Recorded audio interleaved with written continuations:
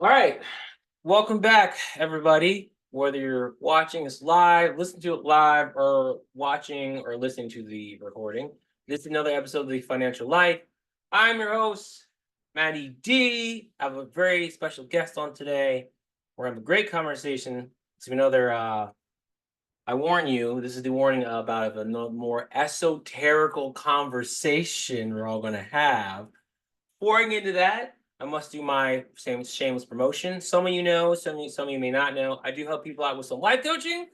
That's gonna go much deeper in the coming months and year. Also help people out with some financial literacy, some things on credit. If you'd like help with those, please go to speakwithmatt.info. Again, speakwithmatt.info.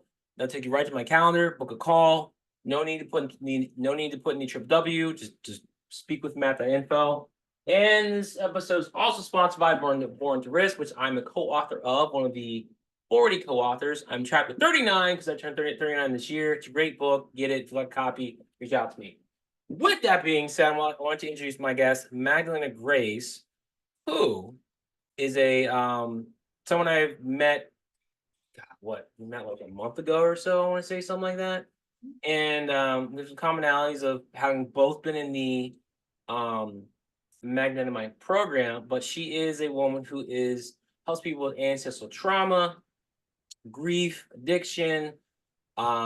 She also specializes in shadow work and connecting, communicating with the ancestors so you can break some cycles. And also is does stuff with spirit, plant medicine, and things like that. So, with that being said, Magdalena, thanks for being on, and I'm looking forward to this conversation. It's gonna be great. I know, me too. Thank you for having me. You are very welcome. You're welcome. Okay. So, I've talked to you and you had your story is very it's deep.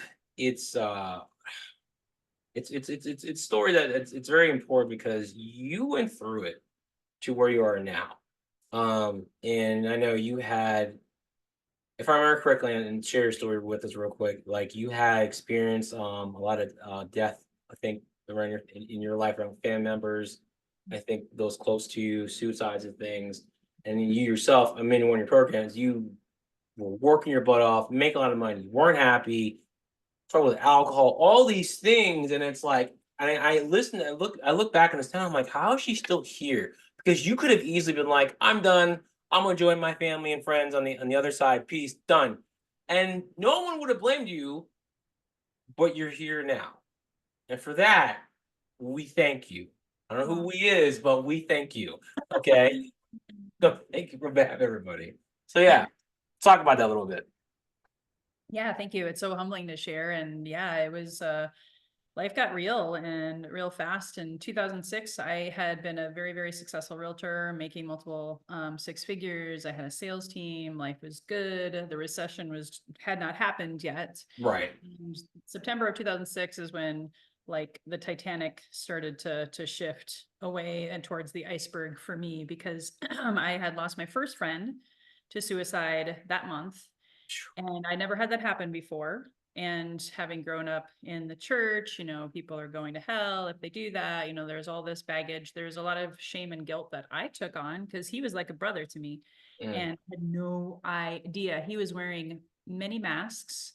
I found out much later, understood why he chose to take his own life, but still carried a lot of guilt and shame and thinking, what kind of friend am I? And then 6 months later, the crash happened really, really heavy and hard in Phoenix, Arizona. If you've ever seen The Big Short, that movie, Yeah.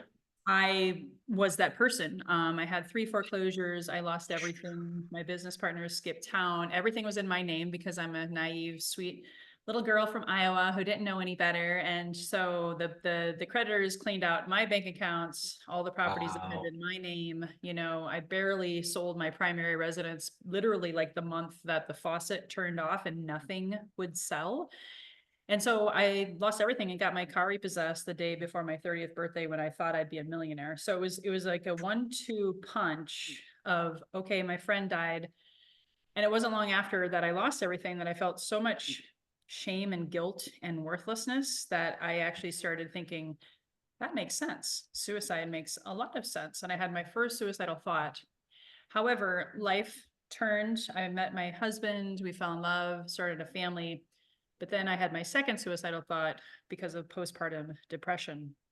And then life would go on as we know it. And to keep a long story short, in about I guess it'd be 16-year period, I lost 12 friends to suicide. And many of them were like brothers and sisters, mentees, clients, colleagues.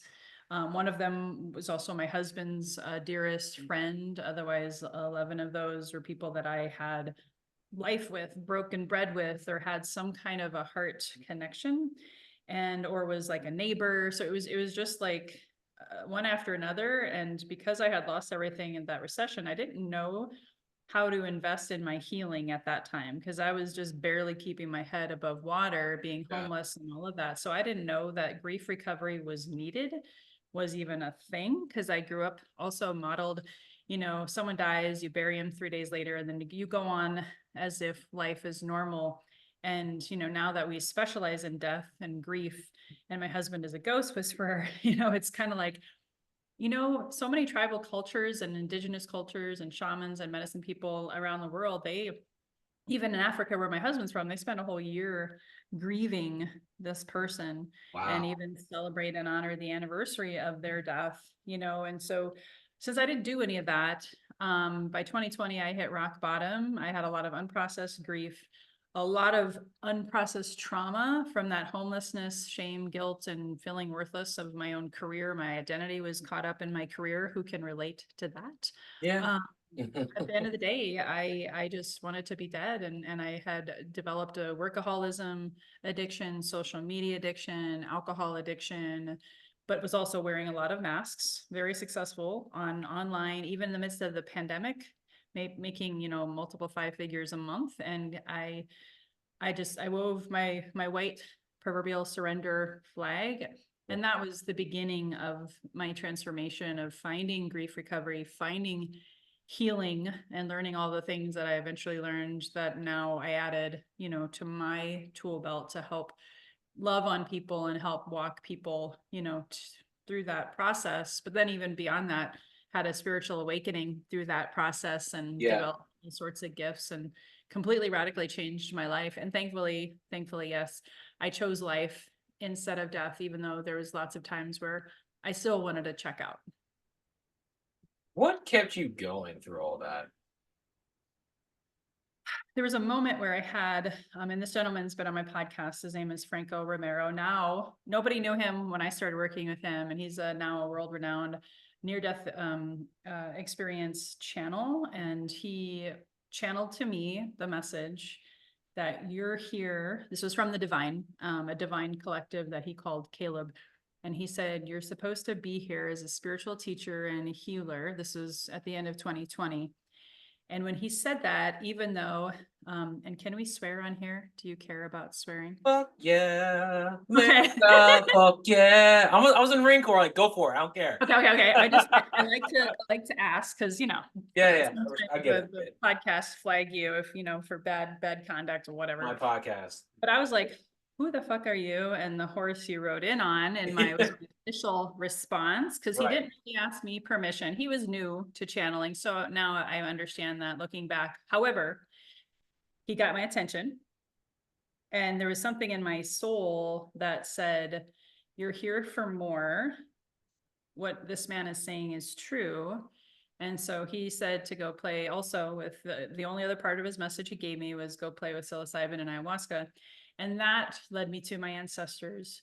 That led me to the answers that I was struggling to find, because psychotherapy, grief counseling, even subconscious mind work, that I was hiring a very highly skilled, Joe Dispenza type subconscious mind, teacher, healer, whatever. Yeah. None of that did anything for me. In fact, it made me want to drink more and want to, die faster, And so I had to shut this off and connect with my heart. And that's what those medicines, that was one of many tools that helped me commune with my wise and healed ancestors and learn that my karma, what I chose, what they asked me to come in, is to be that black sheep of my family, to be the ancestor who broke the cycles and the curses, so that I can create a new lineage in this time that we're in right now. I mean, whether you call it age of Aquarius, whether you call it divine feminine awakening, whether you call it the birthing of a new earth, or whatever you want to call it, just like a lot of shit's happening on the planet. And you're like, Yeah. what is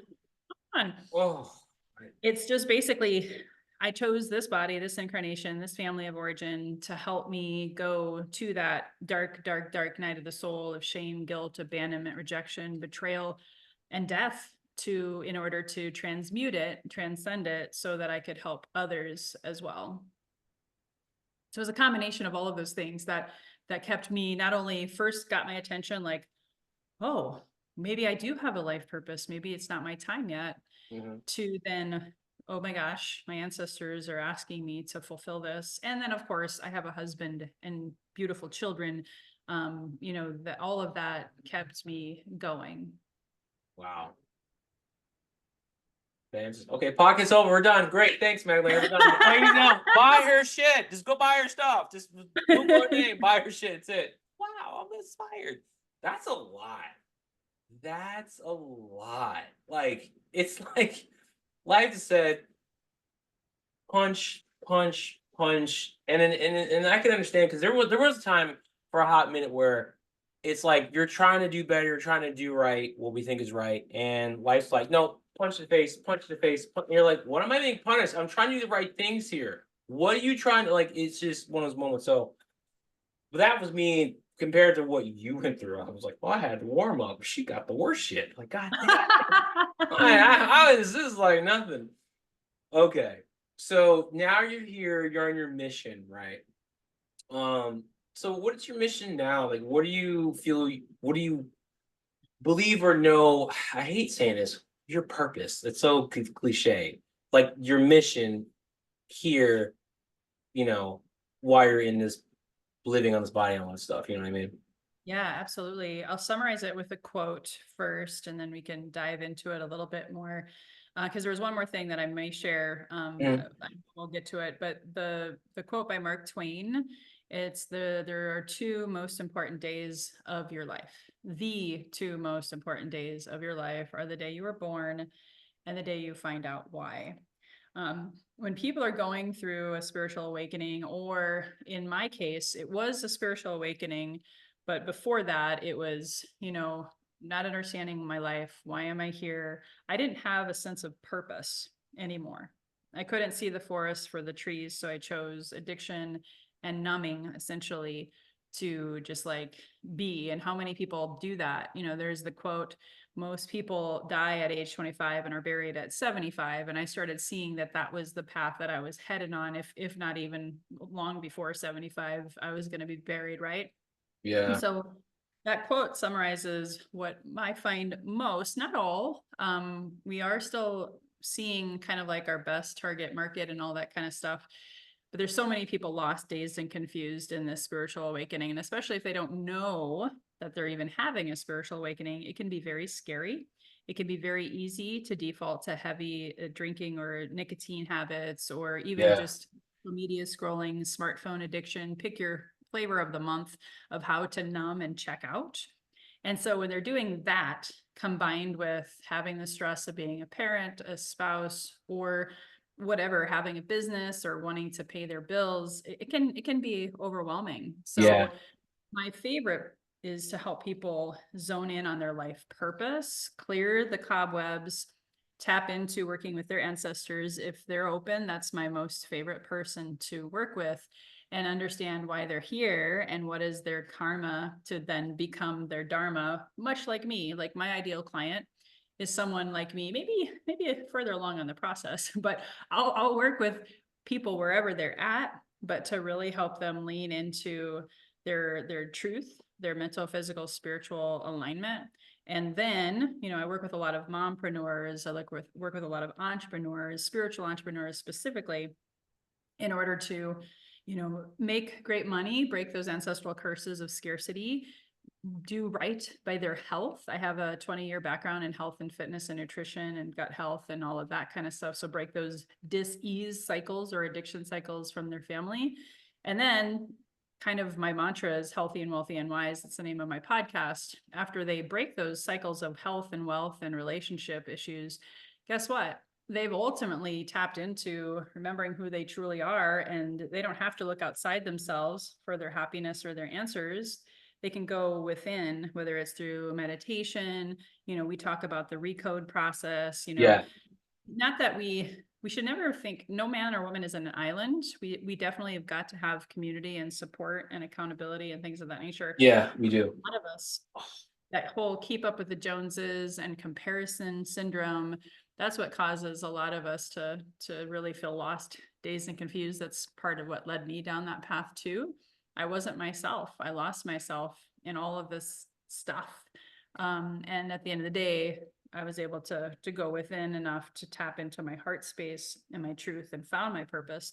So that was kind of a long-winded answer, but Yeah. my ultimate goal is to help people find their best health, their best wealth, by trusting their best wisdom from within, and of course, ancestral or spirit guides, or, if they're like my husband, they talk to aliens, whatever. I don't care. They talk to aliens. Yeah. I'm still gonna hire him now. I don't care what. We're gonna talk to aliens. Let's go. I'm gonna go all the way, and then come out and go. Maybe I didn't want to know that. All right, appreciate my life as it is. Thank you. That's funny. Well, a lot of people, myself included, we have a deep religion wound. Our ancestors were, a lot of them were pagan, hanging around the fire, working with sacred sacraments like mushrooms to connect with their ancestors and to find that wisdom within. And again, plant medicine is not for everyone, but I'm just using that as an example. Yeah. For thousands of years, we've been in a time of just patriarchal domination and control and greed and power, and it's got to stop. And I think it ends with a lot of us here, you, me, my husband, a lot of my clients. They're really here to break those cycles and to create a better earth and a better future for our children and those that we leave behind. No, I agree. It's definitely needed because it seems like I look back at everything now, and it seems like there's always been a lot going on growing up from what I remember. But I feel like, and I don't know, it's because I'm just we're all more aware of it now, or if there's legitimately so much more. Everyone's like you. If you just look at the news and YouTube, you're like, stop. Let me go look at a tree or the sky and just stare at it and go, oh, it's not on fire. We're okay. But then you look at the news and everyone's like, oh. And this reminds me of I when the pandemic first happened, and I started to get scared, and I was like, wait a minute. I was like, hold on. Let me look at nature. I literally went looked at trees. I looked at the sky, the birds, and I went, okay, that's okay. Then went back online and things. Outside, calm, and I went, we're gonna be fine. If nature's getting screwed up, then I'll. But I was like, I'm gonna chill the fuck out. When you start seeing birds drop, and then you need to freak out. But unless that happens, because and my point is like, we're the ones who go, "Ah, what the hell's going on? And nature's like, I'm just gonna keep doing me, and still get done on time. So Beautiful. No, I love that. I mean, that's also my ancestors, at least, were animists. So what that means is animism, paganism, pretty much similar. Like you're honoring the land and you're trusting Mother Earth and the elements to guide you and direct you, yeah, and you're in that space of reverence, as opposed to abusing and more over consuming, overdoing, which a lot of us have it hardwired in our DNA because our ancestors were abused and everything changed, like 4,000 to 5,000 years ago. speaking of ancestors, what do you feel or believe people should know about their ancestors? One and two, what's a way or some ways for those who are open to it that they can connect slash communicate with their ancestors? Because we hear about it all the time in just everyday use, or our ancestors, our ancestors this, our ancestors did that. But like no one says, hey, if you're open to it, here's how you can talk to them and what should everyone know about. Because if you look back at archaeology and what we've uncovered from what was the guy's name? It was on Netflix. Steve Graham Hancock or something like that. And I've seen many documentaries where like our answers, one, they weren't stupid. we think they were because we were taught that they weren't dumb. Two, they were clearly trying to tell us something because we found this stuff so many years later. It's like, were they trying to warn us of like the future or something? Like, do you think they knew stuff way at a time? I don't know. And so, yeah, that's an interesting thought. I haven't really thought so much about that, although I do believe that a lot of them were way more intuitive than we are because Yeah. we've shut our third eye. We've been programmed to just use this brain and not the heart brain and the gut brain. A lot of it is just, yeah, we're disconnected. We're too much in the left hemisphere, which is the masculine, and we're coming too much from the wounded masculine. And so before I forget, I'll give you a couple resources, and I might have to even quickly, don't laugh, I might have to actually quickly Google because I don't have the books handy, but there's a couple of books I'd like to recommend first. Go for it. Google it. It's fine. So the first one is Ancestral Medicine by Daniel Foor, and it's not spelled like the number, it's Foor. So again, Ancestral Medicine, Okay. Daniel Foor. And then I'm going to do a quick run and grab. Hold on. Do your thing.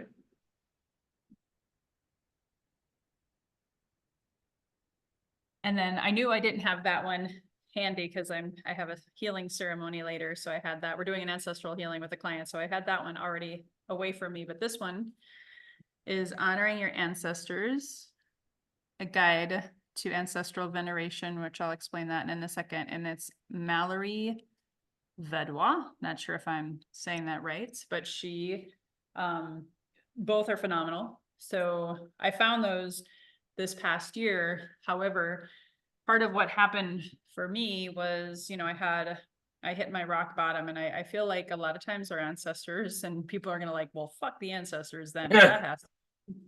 But I'm also saying this as maybe you could prevent this if this calls to you, because I know it's not for everyone, and that's okay. It's like religion. You got to find, your best thing, your best path. But Yeah. if you have a dis-ease that runs in your family, like I had mental illness, autoimmune disease, and alcoholism, and guess what? Boom. I was exhibiting symptoms of all three. So if you have stuff like that, that may be a sign. If you've tried everything else, that may be a sign that your ancestors are knocking on your door. And this is in these books, you'll hear very similar stories. Most of us, unless you're raised in a family that's already into ancestral veneration, which is simply, some people might call it ancestral worship. I don't like that word. I prefer ancestral veneration, but to give you an idea, I speak to my ancestors, the wise and healed ones, on a daily basis. I have an altar set up now, all of these things. I honor them, But before I got to this point, it was literally like everything else I was trying wasn't doing anything. So when a shaman told me, hey, I think your ancestors are blocking you, I think they're trying to now reach you and get a message to you, then guess what? I started having dreams about my dead family members.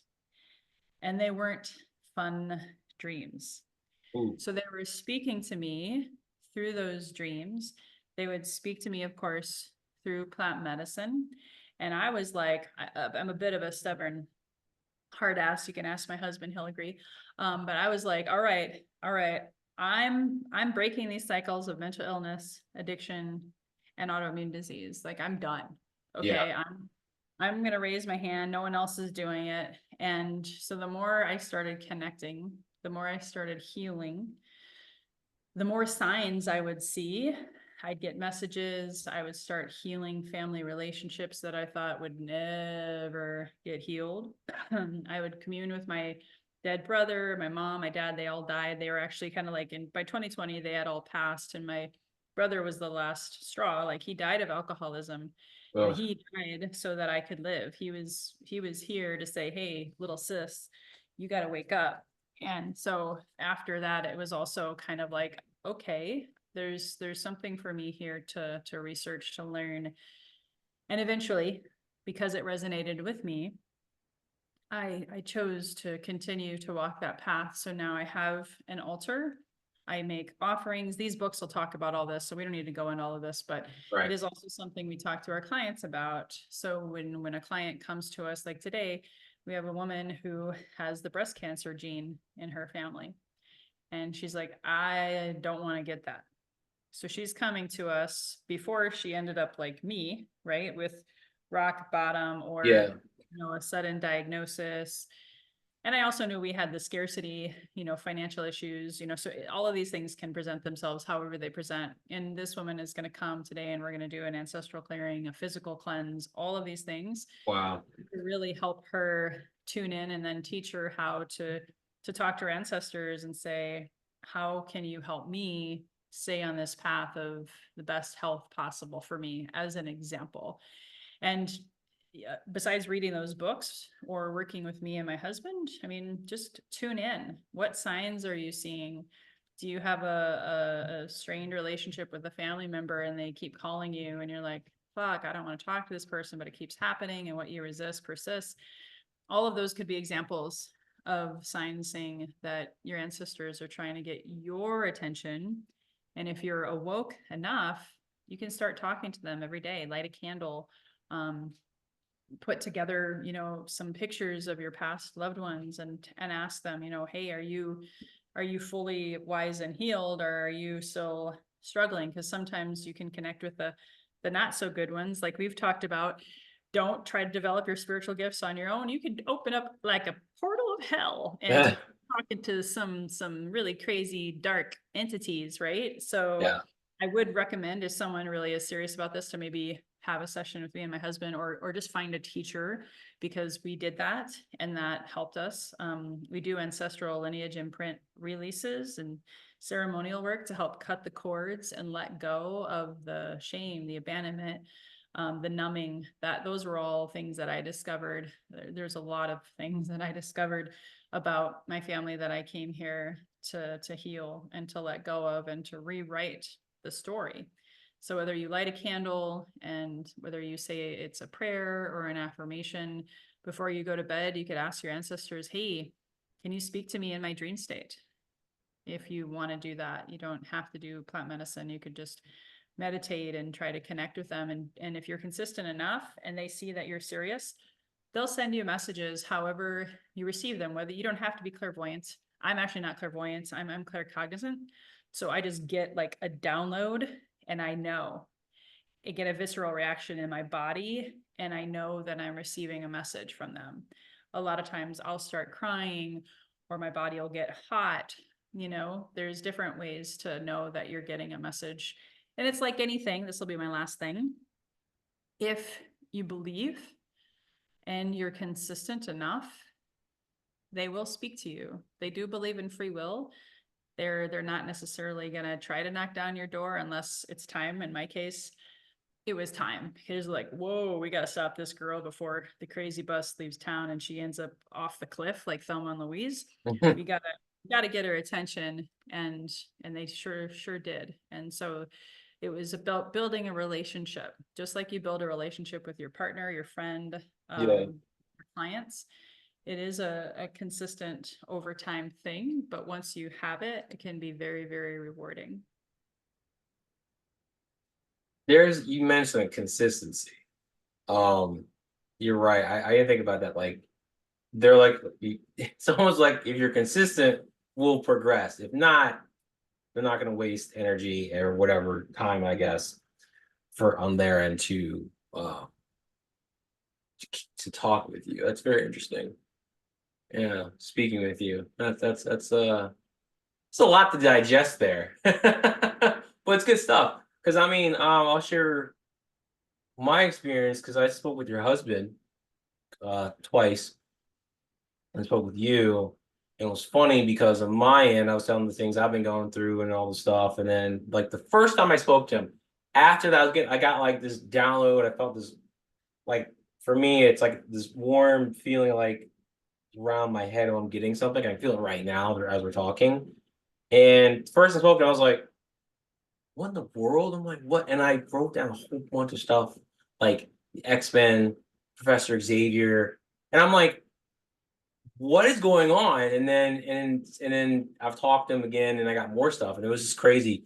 And it's just it's a real thing if you're consistent with it. And for me, I take time to sit there, be in a state of innocence, and be like, "What are you saying?" And sometimes I'll ask questions, I'll get answers, and like the answer comes to me, it's like, should I do this or this? And the answer I can feel like I'll see like which I'll ask a question like which choice I try to imagine, and like the choice that comes to me, I kind of feel like I get pulled to it, and it kind of comes forefront in my mind, like that's the one you got to do. And I'm like, okay, it's definitely a quite an experience. Wow. Yeah. And we've talked about this before. I know for me, and I'm a pretty logical, I joke, I'm a double Virgo with a extra helping of Aries. So a lot of that is logic, has to make sense here. A lot of the stuff to the average person, I believe, wouldn't make sense.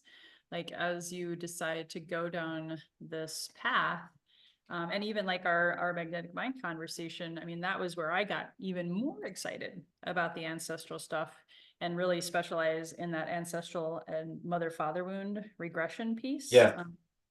So I, without, any medicine or even over Zoom, I just, regress people to figure out which ancestor is trying to get their attention. It only takes a spark to get a fire going, and, probably just a few sessions and then people are off and running. It's good to get guidance with the spirit realm. Just to, be safe and also think, am I going crazy? We don't want you to feel like, you're going crazy. No, because you definitely can. And like it's funny, like you said, like it doesn't seem logical because you get messages sometimes where I have it, I'm like, this makes no sense. Like, what do you mean? And it's like this weird game of Marco Polo, do you trust me? It's like, this doesn't make any sense. Give me the full sentence. It's like, no. It's like, do this. And then you do it. I'm like, oh, okay, you're correct. I'm gonna trust it, do it again and do it again and do it again. But it's always like, can you give me the full answer instead of like bits and pieces or just Right. whatever it is? So Yeah. And it's like any relationship. If they gave you all the information, you would explode. You would probably die. that's true. So it's an ongoing until the day that we draw our last breath and return to the earth ourselves to then hang out with all of them. That's why I'm so grateful, because now I get a lot more clarity faster in my life by connecting with them on a daily basis, and it's an ongoing journey. I'm still learning new stuff. I'm still peeling back the layers of my onion. I'm so not done of healing for them. Like one of my most recent symptoms or side effects that I get to heal for them and my inner child is my needs don't matter, rejection. Mm.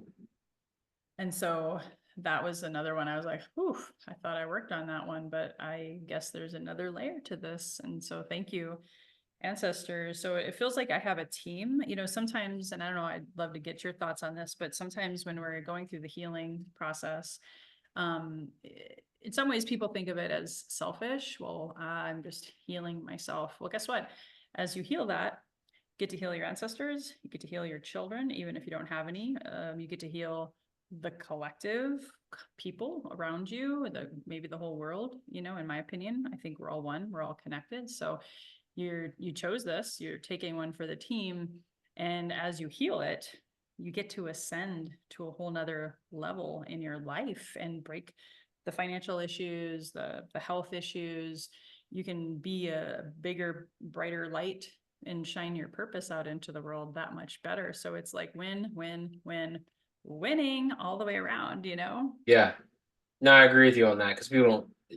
It's you because we are all connected in one. So even if it's being present with some emotions you feel, you don't know how that affect those around you, yourself, past the in the spirit realm, whatever it is, you don't realize it and how it's all connected in you and how when I think where did I read this? Right, I think it was in the emotion code or something, some book.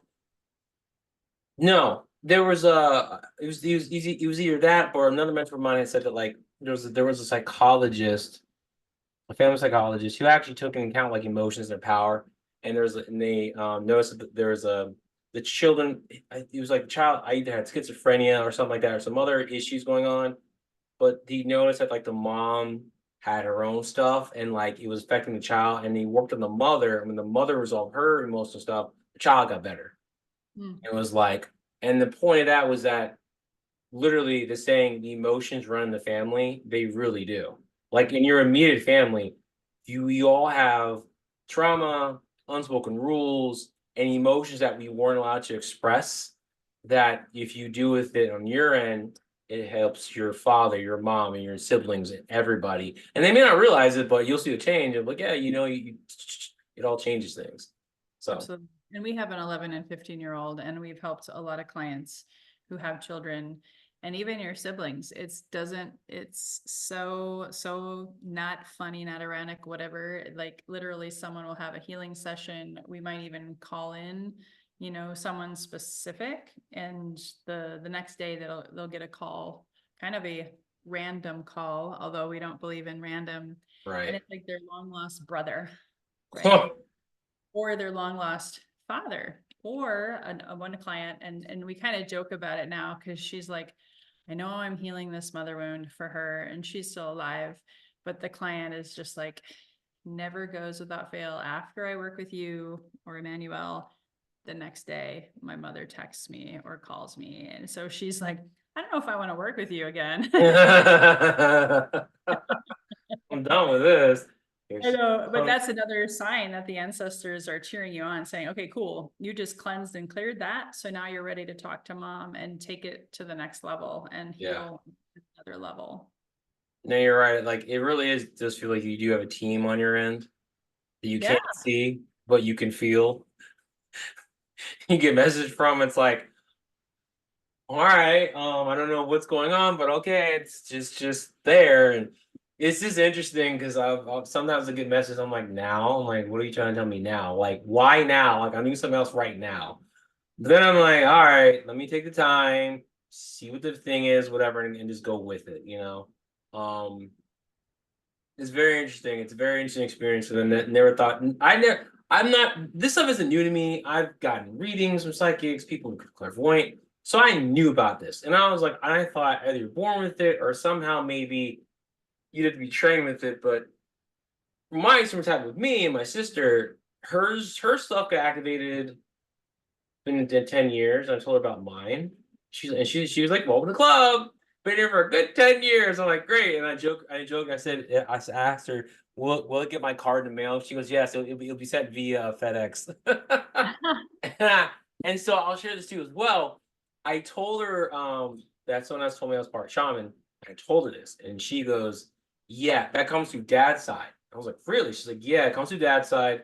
And there's someone in our family tree back in like the 1600s, somewhere in Africa, that was a full shaman, didn't have the best of intentions though, would help people, manipulate them, things like that. And she was like, yeah. And my sister said, I talked with him. He tried to be like, come on, let's do some cool things. She's like, no, get the fuck away from me. And I'm like, thanks for the notice, because I do not want to talk with him if he's. So it's definitely in the family on my dad's side, way back. And I was like, oh, all right, this is a real thing. it's definitely a it's definitely a real thing. Amazing. And now, I mean, that's huge. Yeah. That's so huge. And I'm not saying that this is true. So go with me on this. It sounds like that you are here possibly to help him heal his not so good shaman stuff, and Intentions, and make I'm doing it through a podcast and life coaching.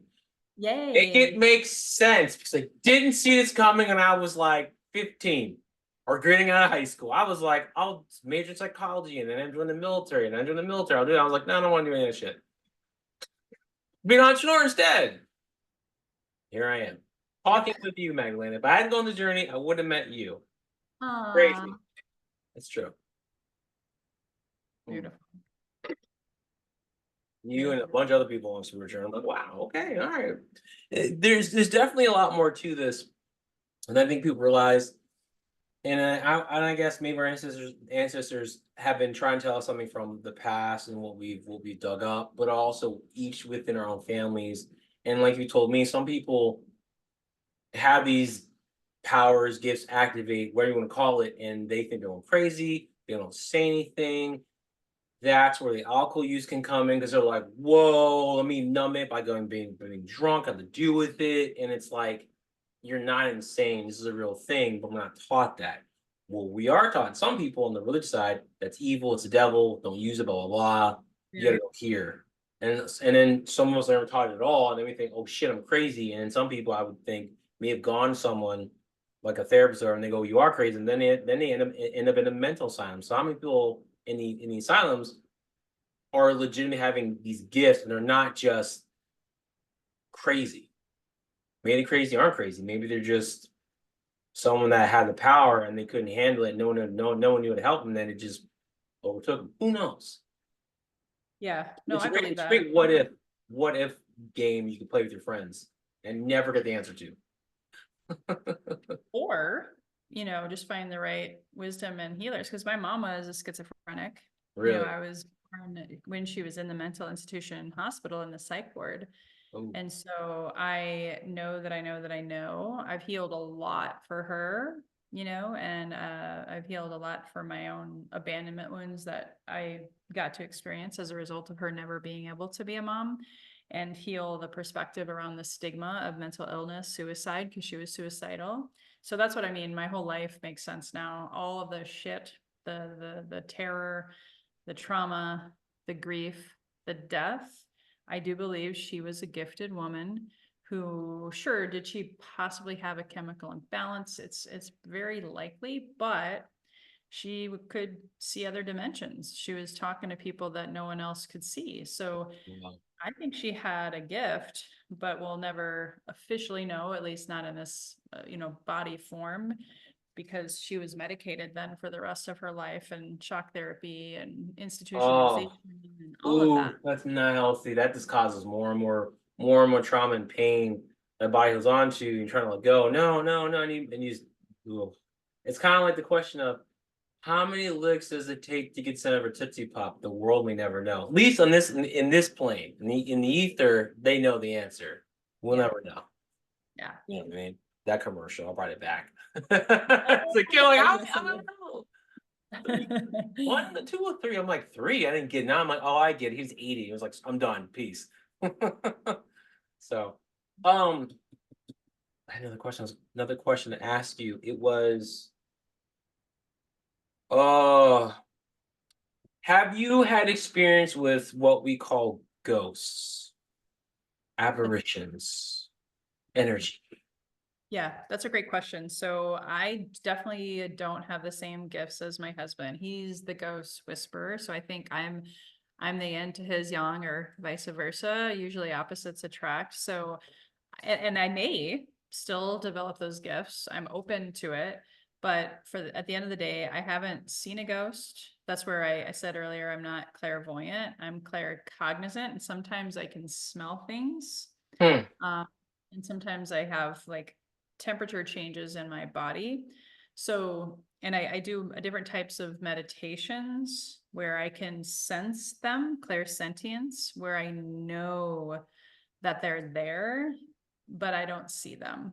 So for me, it's more of that again, claircognizance, clairsentience, or some kind of physical.